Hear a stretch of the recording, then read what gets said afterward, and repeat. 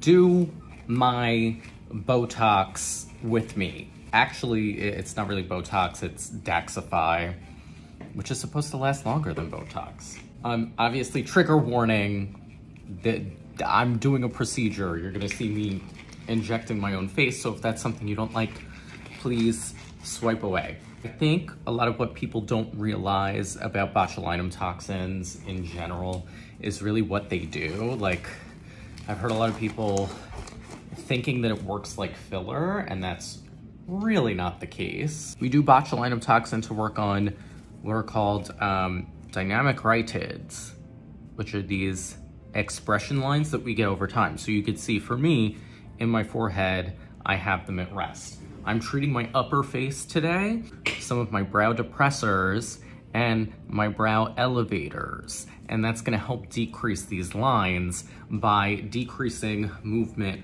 of the muscles there. The reason we do these together quite often is because they work in opposition to each other. So if you just treat those muscles that bring your brows down and not the ones that bring them up, you can end up looking very surprised, because at rest, those brow elevator muscles are going to be opposed. Same thing the other way around. If you're only treating the forehead, if you're doing enough of a treatment, it's going to bring somebody's brows down if you don't treat the brow depressors. First step is cleaning the areas to be treated with alcohol. The first muscles that I'm gonna treat are the brow depressors. So there are 3 here. This one in the center, which kind of pulls straight downward, is called procerus. And then on each side, we have another muscle called a corrugator supercilii, which actually sits about here. The position could be really different on different people and even different in different sides, but that brings your brows both in and down, and you could kind of see the head of it there, and we treat along the length of that muscle. Now, for some people, they only do 1 injection into the procerus muscle. For me, I do 2 because mine is a little bit longer. And over time, you could see not only those lines that could appear there, but also a U shape that some people get.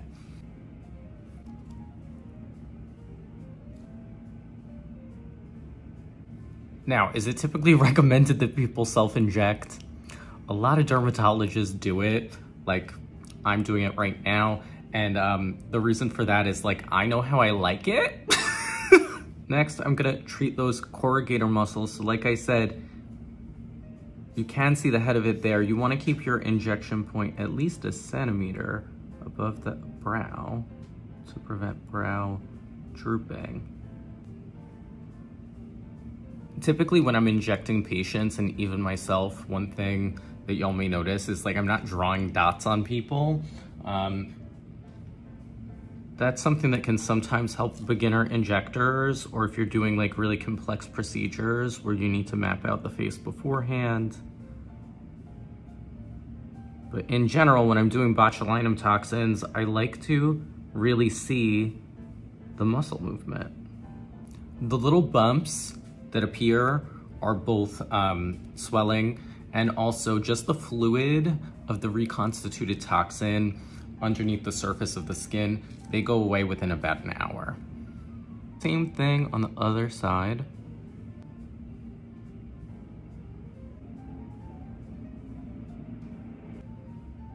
Beautiful. Now that that's done, we're going to move on to our brow elevators. And really there's only one muscle that elevates the eyebrows. It's called frontalis.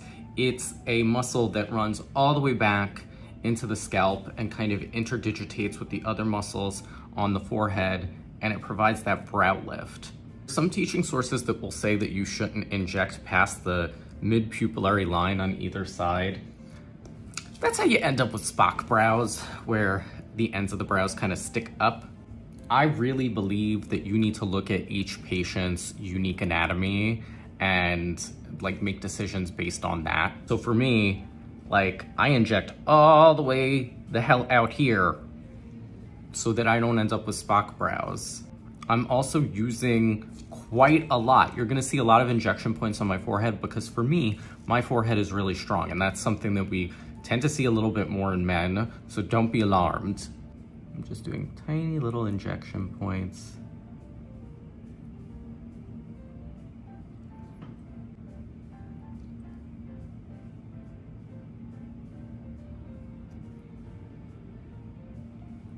Like I said, I'm so concerned about not getting spot brow that I will go all the way out to the side with these.